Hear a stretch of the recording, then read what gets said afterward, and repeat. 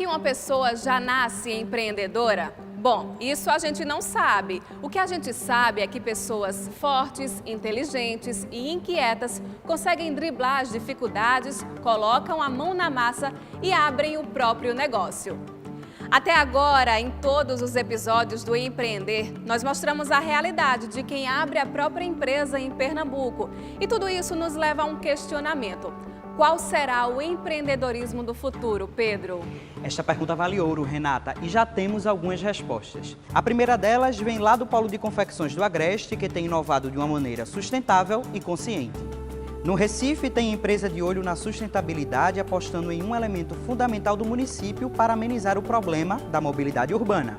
E a gente vai mostrar ainda como uma pequena loja conseguiu se transformar em uma das principais empresas do mundo. O que será que o Magazine Luiza, referência no setor de varejo, espera para o futuro? Ideias, atitudes e muito trabalho a partir de agora no programa Empreender. Entender o presente para planejar o futuro. Saber os impactos que as nossas escolhas podem causar no planeta e remediar isso. Investir no negócio, sem dúvidas, é apostar numa ideia a longo prazo. Já que eu gostaria de começar te perguntando sobre a profissão futurista. Pode explicar um pouco pra gente? Claro. Um futurista é uma pessoa que ajuda outras pessoas e organizações a identificar como é que o mundo está mudando e identificar essas mudanças enquanto elas ainda são muito pequenas na geografia e na escala. E a partir da percepção dessas mudanças, entender quais são as implicações de longo prazo dessas mudanças no seu ecossistema e em sistemas.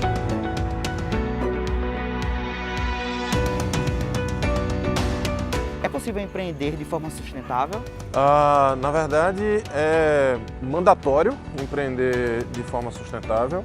A gente está passando por um processo de transformação hoje que ainda é pouco sentido pela sociedade como um todo, porque o tema de mudança climática ele é muito abstrato. E a diferença é que agora que sustentabilidade, até bem pouco tempo atrás, era uma coisa legal de se ter. Sustentabilidade era meio que empatar o jogo. Só que isso está mudando muito rapidamente. Como essa década ela vai ser crucial para isso, a gente está vendo um movimento de ir de sustentabilidade como algo legal de se ter para regeneração. Então, empreender com sustentabilidade é a base, né? Mas oportunidades se abrem para quem tentar fazer regeneração, para quem tentar resolver os problemas do planeta. Como é que as pessoas que estão pretendendo empreender podem pensar numa empresa e pensar nessa relação entre empresa e economia criativa? O entendimento de que tecnologia é um empreendimento criativo, você criar código, você desenvolver jogos digitais, pequenos produtores agora tendo a capacidade de gerar conteúdo de mídia em escala. O surgimento desse profissional chamado youtuber, ou mais recentemente o tiktoker, que já é coisa antiga, né? Tudo isso fez com que a economia criativa escalasse de uma forma muito rápida. A gente não está mais falando de futuros quando a gente fala de economia criativa, ela é o mainstream. A economia criativa ela é a economia. O problema ou o detalhe é que uma parte da geração desse conteúdo ela está sendo impactada pelas próprias tecnologias que estão sendo geradas por esses criativos. Tem toda uma parte de automação de criatividade que está surgindo. Geração de conteúdo por inteligências artificiais. Quem está querendo empreender também tem que ficar ligado sobre essas tendências tecnológicas que estão no mercado, né? Até o fim da década, um pedaço bom desse mercado não vai existir. Não que vai ser completamente diferente na próxima década, mas é possível que as pessoas que consumam esse conteúdo, ou as pessoas que estejam em redes sociais, elas tenham uma relação muito diferente com privacidade. Isso afeta completamente o modelo de negócio, né? E, por conseguinte, isso afeta toda a estrutura de uso dessas redes sociais. A pandemia da Covid-19 impactou e continua impactando milhões de setores e empreender, a galera que está pretendendo empreender e que está empreendendo tem que ficar antenada e ligada com esses processos e se adaptar a esse novo mundo que a gente vive hoje. Daqui para o futuro, existem outros desafios como esse? Pode existir, na verdade? Sim, certamente. Tem muitos desafios. O primeiro é a própria pandemia, que infelizmente ela não deve acabar agora, não deve acabar mesmo com vacina, mas ela não vai magicamente acabar com a presença desse vírus ou esse problema. Então a gente deve conviver por ainda alguns anos, mas essa só é a pontinha do iceberg. Mudança climática é algo muito mais relevante, muito mais impactante, e não tem vacina para a mudança climática. É realmente trabalhar para reverter o que foi feito até agora. Isso muda muito toda a cadeia da sociedade. Então a ideia é pensar sempre a longo prazo. Exatamente. Você observa como é que essas coisas novas estão surgindo, como é que esses exemplos abrem possibilidades para fazer algo de forma diferente.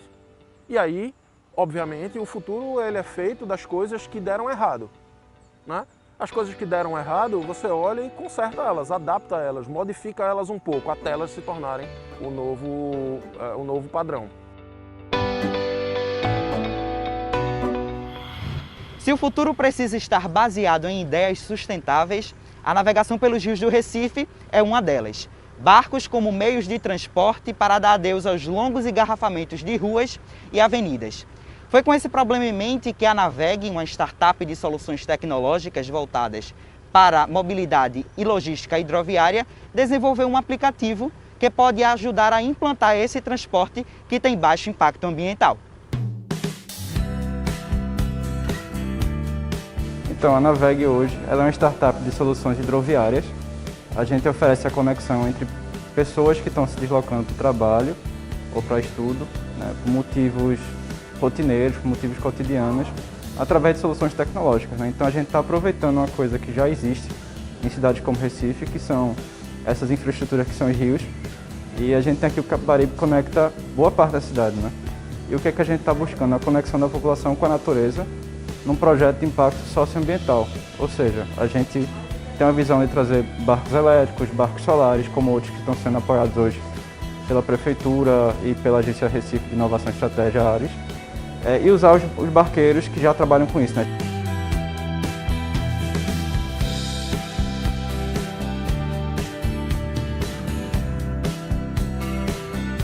A gente pegou dados de origem e destino, né? Onde as pessoas estão e para onde elas querem ir. O aplicativo ele ajuda a gente a roteirizar, né? Fazer essa previsão da demanda e avisar o barqueiro que a gente vai ter naquele horário aquela demanda de barco para levar a pessoa ao centro da cidade, a outro ponto ou outro cais. Então, a tecnologia ela é só um conector de algo que já existe, ela potencializa. E o aplicativo para a gente é uma forma de contato do usuário com o sistema.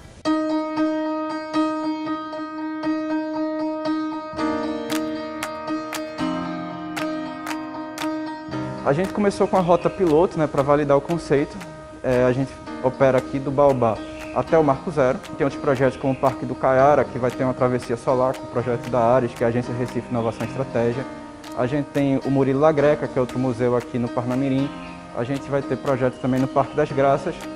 Tem um ancoradouro na Rua da Aurora. Então, originalmente, a gente está trabalhando com 2 pontos, mas que já tem um impacto significativo para a população. Caio, quais os custos para o usuário nesse novo modelo de transporte?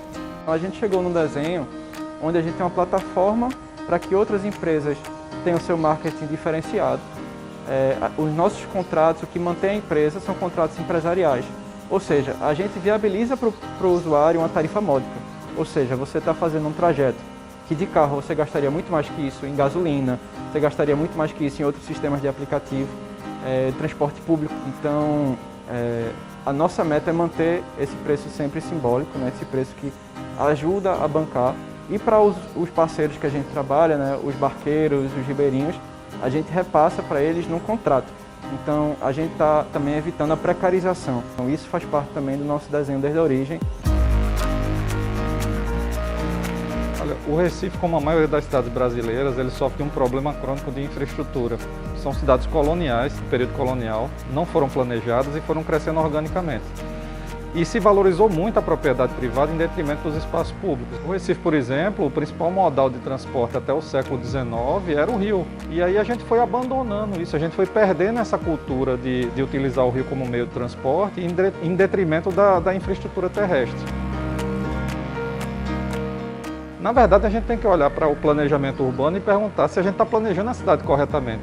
Toda mudança de comportamento da sociedade passa por iniciativas piloto como essa da Naveg. A gente tem que trazer mais iniciativas como essa e dar escala às iniciativas que já existem para poder a sociedade começar a apropriar isso dentro do seu dia a dia, para então a gente conseguir recuperar essa visão do que o rio não é um problema, é uma solução.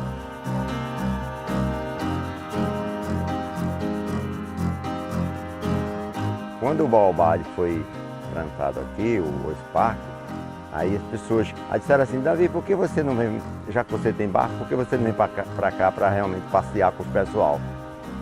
Aí eu vim, no dia da inauguração eu estava aqui com o barco.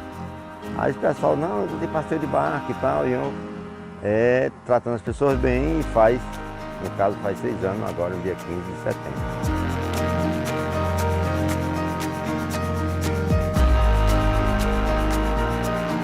Eu comecei muito jovem, eu comecei na travessia de Barcari, ali Jaqueira com Torre. Eu comecei com torno de 13, 14 anos de idade. Na época, muito jovem, né? Isso quando o Caio chegou aqui a primeira vez, que mostrou o projeto a gente e falou das ideias dele, a gente abraçou logo, que foi uma ideia boa. Porque o que ele queria era justamente isso, desafogar o trânsito. Eu nasci e me criei nessas margens desse rio, pegando caranguejo, pescando na época, e quando eu era novo existia muita pesca nesse peixe, muita qualidade de peixe. A diversidade era grande. E a gente se considera bem filho do rio, porque na verdade esse rio pra gente é tudo.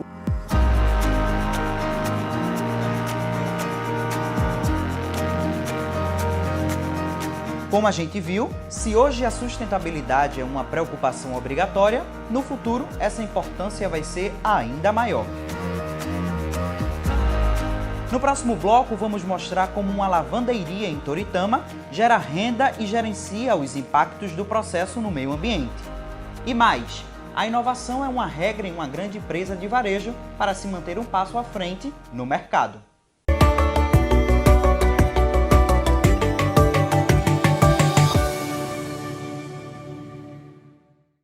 Talvez você não esteja muito familiarizado com este ambiente aqui, mas calma que eu vou te explicar. Nós estamos em uma das mais de 60 lavanderias que existem em Toritama, agreste de Pernambuco, conhecida como a capital do jeans. Esse tecido, por sinal, é o principal gerador de emprego e renda aqui na cidade. Mas antes de chegar até o consumidor, ele passa por um longo processo, inclusive pela lavagem. Algo que consome uma grande quantidade de água, sem contar que gera resíduos sólidos. Hoje a água é fundamental dentro de uma lavanderia. Sem água a gente não consegue trabalhar. Então a região da gente não tem aquela abundância de água. Então nesse período de chuva, nesses períodos melhores de água, a gente tem barragens, poços, que a gente faz a captação da água, junta a água, para a gente no decorrer do ano a gente ter como trabalhar. Mas empreender não é apenas abrir uma empresa, é preciso ter responsabilidade social. E nesse caso é trabalhar o hoje já pensando no amanhã, principalmente em relação ao meio ambiente. A gente tem um tratamento de água. Toda a água que chega na lavanderia, ela praticamente não sai. Ela entra, vai para a estação, da estação volta e assim vai. O tecido, ele solta bastante goma. E essa goma no tratamento de água, o resíduo pesa, ele desce, ele vai para a decantação, ele desce e lá fica o resíduo sólido, que se chama o lodo. Né? Com esse lodo, a gente tem o aterro sanitário de Caruaru, o CETEC, que a gente distribui, leva para lá para ele dar destino final a esse lodo. E como as mudanças precisam ser constantes, visando o avanço da ciência e das tecnologias, o Polo de Confecção do Agreste precisa se adequar ainda mais às novas relações de consumo, mantendo a preocupação com o meio ambiente. A gente tem que desenvolver tecnologias para melhorar o nosso entregável, melhorar a experiência do nosso cliente, do nosso usuário, mas também, principalmente, melhorar a experiência da nossa produção, de como as pessoas que produzem para a cadeia, de como que a gente consegue trazer essa sustentabilidade, não só para o meio ambiente, que a gente fala muito dessa parte ambiental, mas como é que está aquele produtor que é um autônomo, aquele MEI que está lá de uma facção trabalhando 15, 16 horas por dia, às vezes sem salubridade, com um alto nível de salubridade e tal. Então, como que a gente pode dar uma tecnologia que faça com que ele trabalhe menos, produza mais e com maior qualidade, porque isso vai interferir muito mais positivamente na vida, no dia a dia dele. Ele vai ter muito mais condições de investir no seu negócio, ele vai estar parando para botar uma estratégia, ele vai fazer movimentar o capital naquela cidade. Então, tem muita coisa que dá para se fazer quando a gente olha para o futuro, que é principalmente trabalhar as pessoas, capacitar as pessoas para que elas saibam usar as tecnologias que estão surgindo para a gente construir um grande mercado, né? A gente vê estudos, né, que futuramente vai ter trabalhos a seco, né, um lavado, tecido, cada vez vai se modernizar cada vez mais. Então, hoje o que a gente gasta de água, a gente vai só gastar uma água uma vez. O laser ele vai fazer todo o trabalho e no final só vem para a máquina para amolecer o tecido, deixar o tecido com uma fibra melhor, mas vai ser como o trabalho todo fosse no laser. Então vai ser uma qualificação melhor.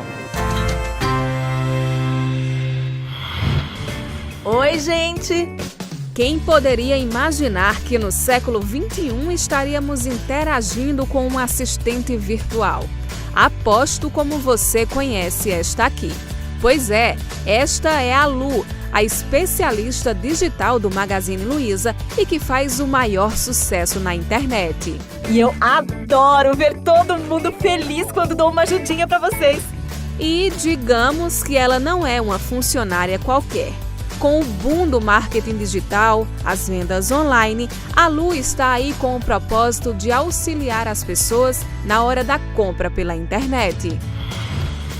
Nós somos uma empresa que, assim como grande parte, né, das 6,2 milhões de empresas do Brasil, a gente nasceu física, analógica, lá no interior de Franca, mas que nós conseguimos olhar para o futuro e entender algumas transformações que estavam acontecendo na sociedade como um todo, né? E quais eram essa transformação? Cada vez mais uma representatividade maior do comércio eletrônico, uma população agora que tem ali na sua mão um smartphone que muda completamente a forma de consumo. Já passou a época em que uma pessoa comprava um produto visando apenas o valor. Com o passar do tempo, o avanço das tecnologias, o consumidor tem ficado cada vez mais exigente. Afinal de contas, diversos fatores influenciam na hora de uma compra. E não apenas em uma loja física como esta, mas também através de plataformas virtuais. E a união desses dois segmentos se chama Omnichannel, uma palavra em inglês, mas com um conceito utilizado por uma das maiores empresas do Brasil, a Magazine Luiza.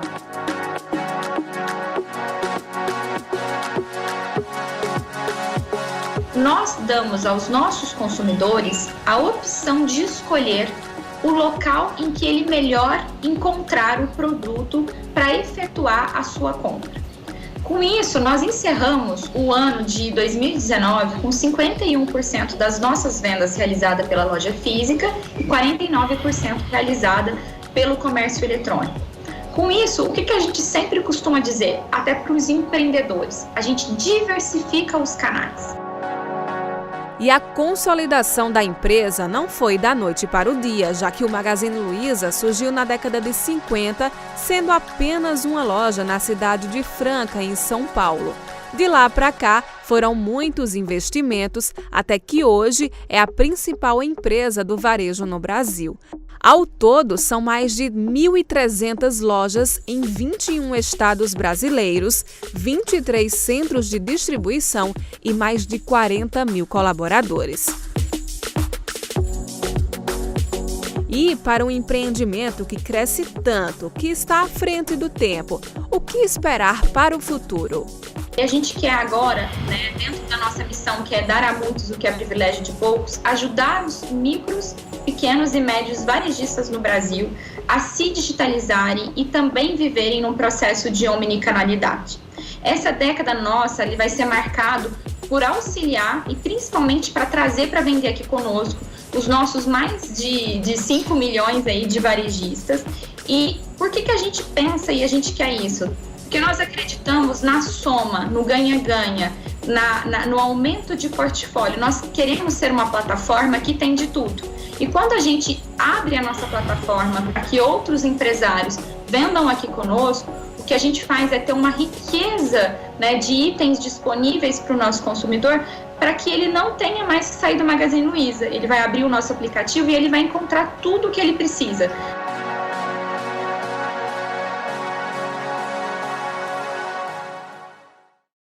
E com esse grande exemplo do Magazine Luiza, Pedro, a gente encerra o programa Empreender. Foram 4 sábados em que nós, do Sistema Jornal do Comércio, valorizamos as histórias de quem estava ali, no batente, trabalhando, gerando emprego e renda para tantas pessoas. Exatamente, Renata, e fizemos isso porque acreditamos no empreendedorismo.